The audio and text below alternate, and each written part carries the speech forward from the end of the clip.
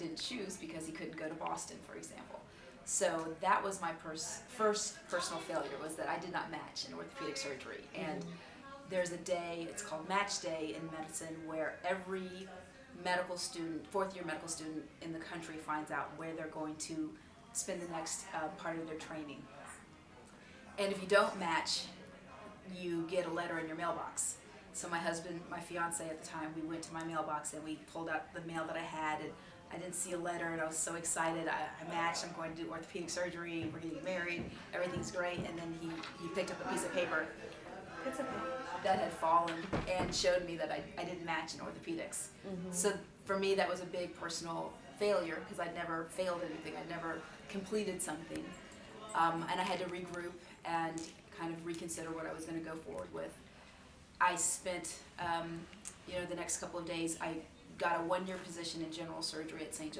Joseph Hospital here in Houston, and kind of was deciding, well, I love surgery, maybe I'll go to general surgery, maybe I'll reapply for orthopedic surgery. I wasn't quite sure which direction to go into, because I've never been confronted with a decision like that, or what I truly consider to be a failure. It makes you take 2 steps back, doesn't it? 2 steps back, but kind of, like the alchemist, you have to have kind of confidence and some blind faith. I went and I did I had a one-year spot in general surgery at St. Joseph's. The second rotation that I did was in plastic surgery with a group of doctors at St. Joseph's, and it was like Oprah's aha moment when you really step into the operating room and you interact and you see. I'd done a little bit of plastic surgery in medical school, but I spent a month with some wonderful surgeons at St. Joseph's and really was exposed to the field and all of the complexity of plastic surgery, reconstruction, head, neck, cosmetic, aesthetic work. Everything just was laid out in front of me in that 1 month period, and I said, this is it, and this is what I want. And it was a long road. I did 5 years of general surgery, lots of sleepless nights, many nights at the hospital. We got married a week after I graduated from medical school, and I started residency, and I kind of disappeared. Poof, your wife just disappeared for the next 3 years. But it was a really wonderful, invaluable amount of training, and I'm now in private practice. It's been 11 years on my own in plastic surgery, and I love it. It's exciting, it's challenging, it's a lot of fun, it's a lot of hard work, but it's really gratifying. You've definitely made a name for yourself. Can you tell me what your first job was? Sure. My first job, and I love it, my first job, I was a grocery store cashier in Kingwood at a grocery store called Jamel's, and Jamel's is a very, old name in Houston.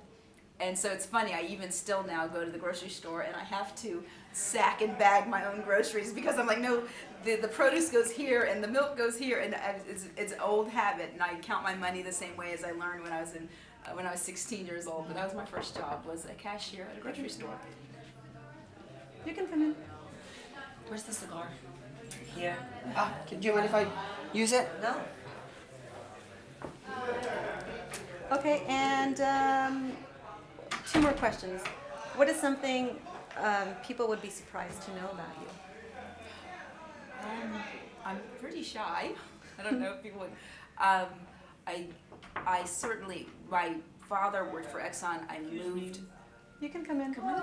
I moved around quite a bit from the Texas area to the Baltimore, Washington area, so I was always the new kid on the block, and so I think part of that is you were a little reserved, a little shy kind of at first.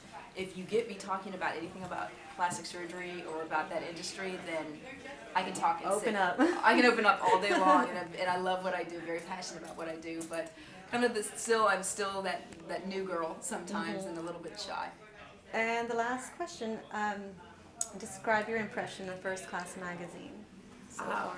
First Class, just beautiful. I think obviously very elegant, obviously very sophisticated, glamorous, exciting, and I think that the theme and the whole production has been just really a lot of fun. Well, thank you. Thank you. You did great. Thanks. Wonderful.